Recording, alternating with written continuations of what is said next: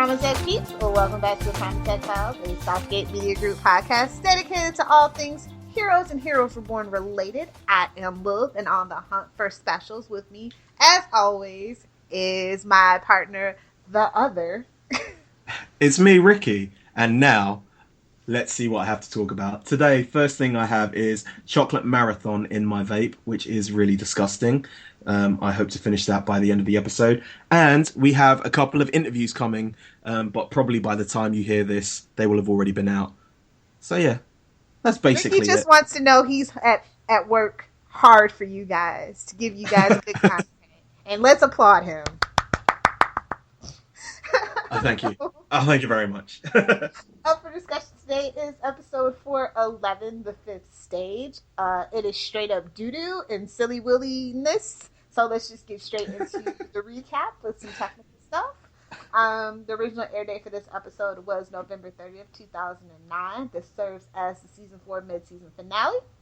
It was written by Tim Kring and directed by Kevin Dowling. So Claire travels to the carnival and finds an open invitation. Noah confesses the truth to Lauren about their past relationship. Peter uses the Haitian's ability to get rid of Sila and bring back Nathan, but must deal with an unexpected choice by Nathan. Oh.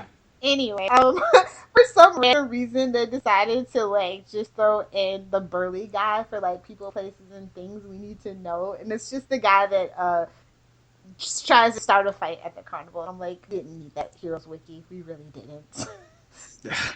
Oh, is that drunk? I'd assume he was drunk guy, but he looks really familiar. He looks... is he Kevin James' brother? No, he's right? not. That's what I was saying. I don't know, yeah, but he looks really familiar. He's probably been in all those procedurals, if you watch procedurals. He looks like one of those characters. But anyway, let's just get into it. Where do you want to start with this doo-doo? Let's start with... I'm just going to start quickly with Angela. In the previous episode, she was so adamant that Nathan was Nathan and he wasn't Sila, and she was adamant. She was dead set on it. Nothing was going to change her mind. And then in this episode, she's like, "Oh, Peter, you got to get over it. You got to get over your denial and just go straight to acceptance. Done. Get over it. It's done." AKA and it's just I know this whole season has been her trying to convince everyone and herself that she made the right choice and trying to be happy with her choice of what she's done. And one episode after Sila appears, she's like, "Yep, washing my hands of it. It's done. Let's move on with life," basically. And it's a little bit... It's what we've usually talked about with kind of heroes, with their kind of characters. Some of the characters they've kept very, very straight down the line for the whole season, and some of them they twist on it. They turn on a dime and will always change them to kind of fit the narrative of the episode. How many times has Claire and Noah had arguments? I'm sure it is more times than is needed. But basically, yeah, this is kind of the first time where they've kind of had to change Angela straight away, and it just is a bit infuriating at this point. So yes. Yeah, I totally agree with that. But I love Peter's plan, even though it's half-cocked and kind of cockamamie on top of that. It was I like seeing him like this. I like seeing him fight for it, even though I don't really, I don't see why he wants Nathan around so bad, but it is his brother, It is blood, and it is what Peter does. Yeah. And so I like to see the lengths that he goes to for his family. That's the best thing. Yeah, so let's just go straight on to Nathan and Peter then. I kind of think Nathan made the right decision at this point. Well, obviously in this episode it's the kind of existential crisis of, is it Nathan or is it Sila? And Nathan's kind of, by the end of it, you realise kind of Nathan has given up on being, having to fight it. And it's kind of like a parallel for assisted suicide, right? Wow! Or am I going well too deep into it? But am I going well too deep into it? But that's just something I thought of, and it's kind of like that because he's just decided, I'm done with this, and I don't want to carry on living. And that's basically what happens. He kind of commits suicide, and I like the fact that he kind of, well, I don't know if he brings this up, but I don't think Peter can kind of be a hero, a true hero, with Nathan always looming, because he's always got, I've said it before, he's got that safety blanket of Nathan to always run to. And even though they've had their differences, he's always gone back to Nathan, and he's always wanted Nathan's approval. And yeah, I think this was just meta because Adrian Pasdar was just like, you know what? I'm out. I'm done. You don't have anything good for me? I'm leaving. So I think this is like their idea. Yeah, he was like, I did a really good impression of Sylar in the first episode, in the first season. I don't want to do it for the whole friggin' season. So yeah. But basically, Peter is not a dum-dum in this episode. He kind of... I jumped straight to the end, but yeah, we'll go through it bit by bit. Peter is kind of in denial of Sylar being Nathan or Nathan being Sylar, whichever way you want to see it. And so he gets the Haitian to come, shake his hand, give him a high five, fist bump, whatever you want. Takes his powers. Right? Yeah. No, it's not. It's at the hospital. He's at the hospital getting loads of medication. Yeah. He gets lots of medication because he's basically going to try and syringe him again, like he did to stop him from becoming president. Yeah, exactly. He takes the Haitian's power, and once again we kind of got Peter in denial, and it ends up with a big kind of fight. And I tweeted this. This is a show about people with powers, and here we have two of the biggest people with powers having a fight without any powers. So well, at least they didn't close the door. Yeah. Well, they might as well. But obviously, this being Heroes, we're going to get a couple of crucifixion poses. So yeah, that happens. And yeah, it's, it happens once where he kind of wills Nathan back into kind of existence. And then they go in what is a hark back to season 1, to the rooftop where, where Peter started walking on air kind of. And that is where they kind of end it, because Peter's, basically Nathan's decided he's going to give up. He jumps off the roof. Peter's holding him in, again, a kind of nice little season 1 hark back to where Nathan is the one who's holding Peter. And yeah, Peter's trying to do his, I can't live without you kind of speech. And then Nathan says, fight the good fight. And I instantly think of Angel season 1, and I cry because of Doyle. And then Nathan flies, well, not flies, but he falls, arms are spread, arms agape like he's being crucified once again, turns into Sylar, and then that's it. No more Nathan. Waves and winks, and he's like, peace out, bitches. Yeah. And at this point, it's just like, well, why didn't you do something about it? Obviously, he's just seen his brother die, but at the same time, he could try and do something about Sylar. I think this is an allegory for suicide as well, just regular suicide, because it's selfish. It's like all the people that you affect and you don't think about it. You know what I mean? You just do it because you're in pain and you don't care and you can't see the forest for the trees, Oh, man. Deep. Deep up in here. Anyway, let's move on to something else, because this podcast just got dark and I don't like it. I know. We'll move on to Samuel and Claire, which is the other big storyline. I think there's only really 2 storylines in this episode, isn't there? Well, it's Noah who is hooking up with Lauren, and they're determined to figure stuff out about the carnival. They realize that the office is gone, and then he realizes, Nikes, Claire is about to go do something dumb again. Is this the one where Edgar turns up, or is that no? This isn't the one where Edgar turns up. No. Nope. Yeah. No, it is, because he's interrupted by Edgar, and they escape into the bathroom and grab some hidden guns, and then when they come back out, he's gone and all the files are gone. Yeah, because I tweeted, I only remember this through tweeting about it, but I remember just tweeting I bet there's a stash of guns everywhere around that house. So yeah. So Lydia, then it's Lydia and Samuel, and she's like, I know you killed Joseph. It's the confrontation or whatever. Yeah, and it's basically the blackmail kind of storyline with Hero. It's the same with Lydia. She's basically under his thumb and won't say anything about it. And Samuel also has a new right-hand man known as Cloney McGinty. 1.0. The original. Yeah. Um, but yeah, that's basically it. Yeah, Claire shows up. So They invite him in, yeah, including Gretchen, and he offers them like his protection, and he tells them to like, is this the one where he's like, just eat the best popcorn in the world, and once the popcorn's done, you guys can go. yeah, yes. Ugh. I was like, did he put something on it? Because he I know, seems right? way too smug about it. And then they run into Doyle. Yeah, that bit's weird. But no, it's there's that first bit that happens where it's it's her and so basically Jesus Christ, Samuel is the seducer extraordinaire in this episode. Like he obviously, in this episode he cannot do no wrong. He takes a beating from a customer and is like, trying to play himself out as the good guy the whole time, telling bedtime stories to children and being the overall good guy.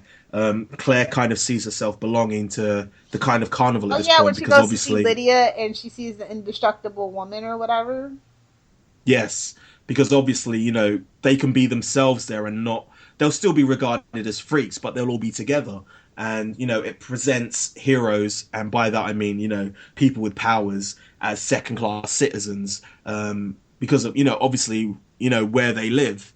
But there is one thing that is, I don't know whether it's a good point or a bad point, but there's the stall with Burly Man, and he's a bit of a dick about everything. I'm a minor league baseball player. I can hit that, and the guy's kind of not conning him out of his money, but he's just like teaching him a lesson by making the balls like not hit the pipes, and that kind of seems like a dick move, right?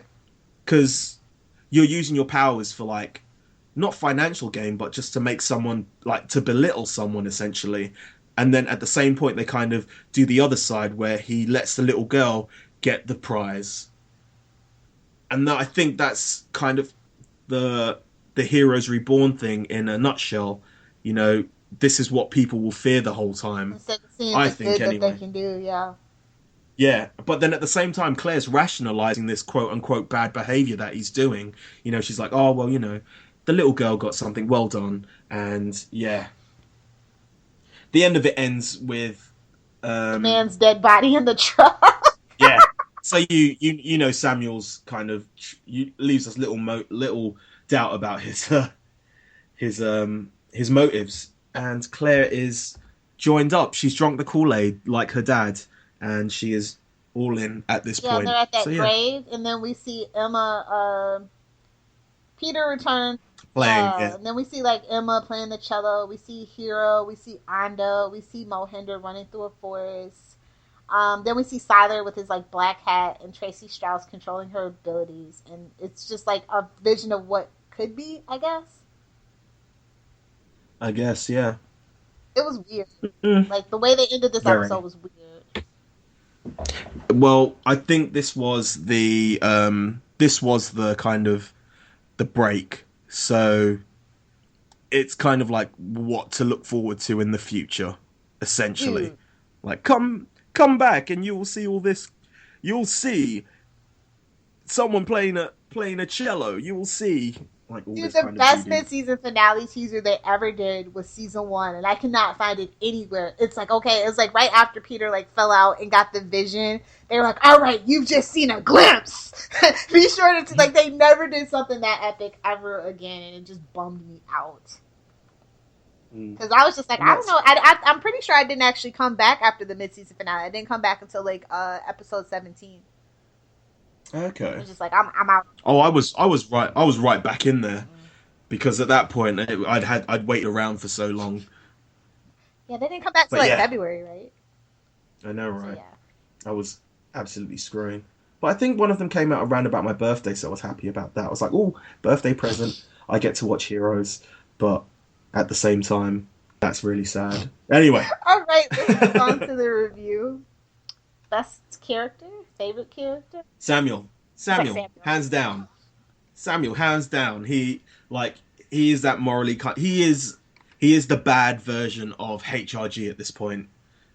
He's that morally grey character, but he does enough to kind of see you see that he's a bad guy. I also like the fact that I think it's in a previous episode where they mention, that there's a certain magnetism or a frequency within specials, and they kind of relate it to him because obviously he's that kind of Magneto character that they've been looking for. So yeah, how about you? Basically he's the only person that did something of interest, so I totally agree. I like the where they finally reveal his motivation, quote unquote, about how he wants to start a new homeland for his people with abilities at the site that they're standing at. Yeah. So yeah, very Magneto. Magneto's one of my favorite anti-heroes. So who was your favorite Character interaction? Yes. That's a toughie. I'm just gonna go with Nyler and Peter. If I was a more emotional person, I probably would have shed one tear for Nathan, but because I'm a witch, I didn't.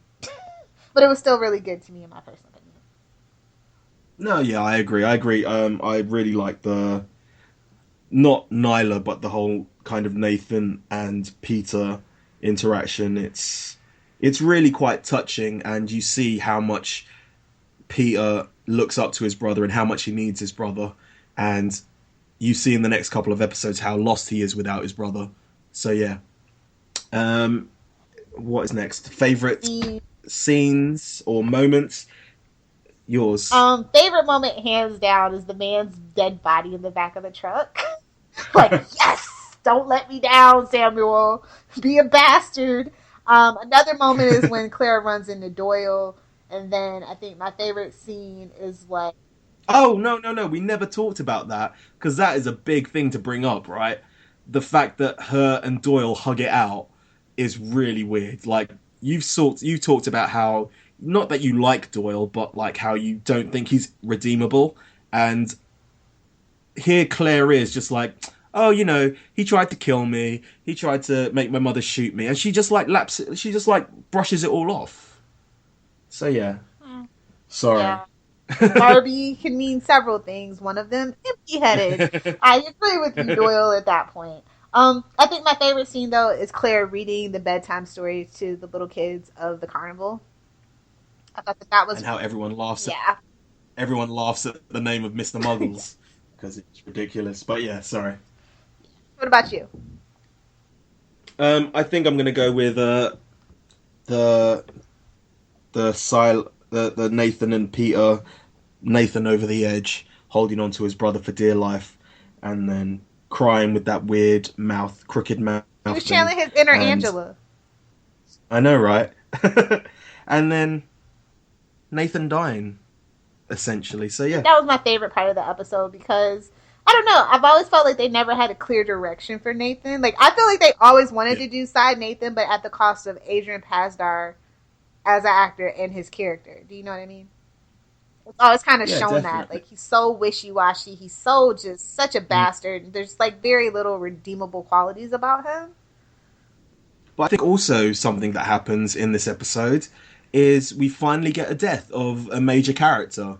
And, yeah, it seems like this one's here to stick.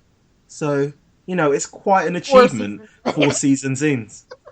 Nearly about to be cancelled. So yeah. Too little, too late. I know, right? So about that grade. Or no, do you have any lines? Because I don't have one. Yeah. I'm just gonna be real. I'll struggle for one if you have one. Yeah, definitely. I don't have one. Okay, I do actually have one now that I think about it. It's Lauren, where she's like, yeah, working for the CIA has a few benefits, like waterboarding terrorists and pretty decent bagels, and the ability to triangulate cell phone calls. That sounds like something I would say if I worked for the CIA or NSA. It's not really a line, but just the whole fight the good fight thing. So yeah, because it just reminds me of Angel. Nathan, I love you, Nathan. I'm like, oh man, that Petrelli cest. Oh my god! And speaking about the Petrelli cest, if you have not read the graphic novel, go read the graphic novel. I will leave a link to it in the description because there is a picture in there which is Petrelli cest gold. It's basically like Nathan and Peter fighting with Nathan on top of like pinning down with Nathan pinning down Peter and saying, you're not gonna learn if someone fights back, and it's so like homoerotic, it's unbelievable. I will put a link to that. Let me write in my notes, link to this bad boy. Anyway, so the graphic novel is called Requiem for My Brother, and it's basically Peter's goodbye to his brother. It's making us see Nathan from his kind of point of view, and it goes over the past where, he's either Nathan's either given him advice or chastised him because, there's one panel where he's cheated on a test and his brother's just beating him with a belt. It's really weird. But it brings back numerous memorable scenes, such as, the kind of New York nearly blowing up kind of thing, that whole flying bit in season 1 for the first time. And it's just basically his goodbye to his brother. So yeah, the only bit of trivia I have is nothing. It might be a reference to a Superman storyline, Funeral for a Friend, and Ryan Odegawa, his last name is spelt wrong. Of course. This issue was written by Bill Cooper. The art was by, of course, Ryan Odegawa, and the Easter egg was a behind-the-scenes photo of Danica Stewart. Who's Danica Stewart? I don't know. I'm so bad. Like, she's obviously not somebody that we care about. Otherwise, we would know. No offense. I'm finding it now. I don't know. It's just taking my. Oh, it's I don't know. She doesn't even look familiar. Ashley? Who's Ashley? I don't know. She's the blonde sorority girl. Why? I know, right? Random. Oh. They were running out of stuff. Anyway, I know, right? So I'll get onto the live tweeters. The following people were tweeting, retweeting, or faving during the episode. We have Anne Papaz22, Kareku, Skylar Artist, Mike Schmidt09, Glitter_Rock, English Idiot 101, Broke _his _heart, Danny_Von, Sinzia667, and Karamo_10. Thank you all for joining. You forgot trivia. My favorite trivia is that the symbol can be seen on Nathan's hand just before he wipes it clean. Oh. I didn't think there was anything much in it. But yeah, that's the only one really, isn't it? So we will go through our feedback, and there is only one feedback. It once again is from Willow Poulsen, and when we put up the picture on the Facebook about this episode, she put in all caps, "I also boycott this one." So yes, thank you. Thank you very much. So, yeah. Like I said, before we started, I feel like Tim Crane had went on vacation from the writer's room or whatever, and when he came back, he's like, "You did what? Let me try to fix this and salvage it. I don't know if it can be done." I think that's where he got his third gray hair from, is this episode. Anyway, looks like it's time for some shameless plugs and self-promotion. We'll start with the show contact info. We here at Primatech Files love listener feedback. If you would like to get a hold of us, we have a ton of ways. You can email us via primatechfiles@gmail.com. You can leave us a private message or interact with our posts over on facebook.com/primatechfiles. We live tweet 2 episodes per week every Saturday starting at 11 a.m. Eastern Standard Time. For more information, be sure to follow us on Twitter at PrimatechFiles. You can also find us on Clamor, Tumblr, and YouTube by simply searching for Primatech Files. If you enjoy this podcast, be sure to rate, review, and subscribe to us on iTunes. What's that? You don't have an iTunes account? That's okay. We're on a lot of podcatcher services such as Stitcher and SoundCloud. All you have to do is search for, you guessed it, Primatech Files. We're also on Libsyn. And if you want to follow our RSS feed there, all you have to do is go to primatechfiles.libsyn.com and bookmark the site to stay up to date with this podcast. Libsyn is spelled Libsyn, just in case you were wondering. We look forward to interacting with you. If you love our podcast, be sure to check out Southgate Media Group's iTunes provider page to see a list of what other podcasts are hot and trending in our network. Or you can take that one step further and visit southgatemediagroup.com, where you can find a full list of our 80-plus podcasts, along with weekly blogs and information about all the hosts. With so many podcasts that cover everything from anime to wrestling, there's sure to be tons of podcasts that can interest you. Hey guys, you should know by now that you can find me on Twitter at Lilith Hellfire. If you have a Tumblr, be sure to check out it's lilithhellfire.tumblr.com. And of course, be sure to swing by my blog if you are a pop culture junkie or comic book geek at littlepopculturevulture.blogspot.com. I also host several other podcasts on the Southgate Media Group network. Some of them are The Flashpoint, Queen Consolidated, and Channel 52. So if you are into, obviously, DC comic book related stuff, be sure to check it out. You can find my writings at tvbinges.com. It's a place for all your binge watching needs, and you can also create your own TV binge and we'll help promote it. We do a monthly binge watch, which you're more than welcome to join in. Just go to their Twitter at tvbinges just to find out more information. You can find me on Twitter at RickyJDiaz. That's RickyJDiaz, or Z if you're American. Time to wrap it up. We want to thank you for joining in on our discussion of episode 411, The Fifth Stage. I'm still not at the fifth stage about heroes. I don't think I ever will be, but that's okay. Thank you for joining us. We hope you found it informative and entertaining. Want to encourage you guys to reach out to us on all our various forms of social media, as well as don't be afraid to send us some emails. You guys know we love listener feedback. Download the podcast, save the world.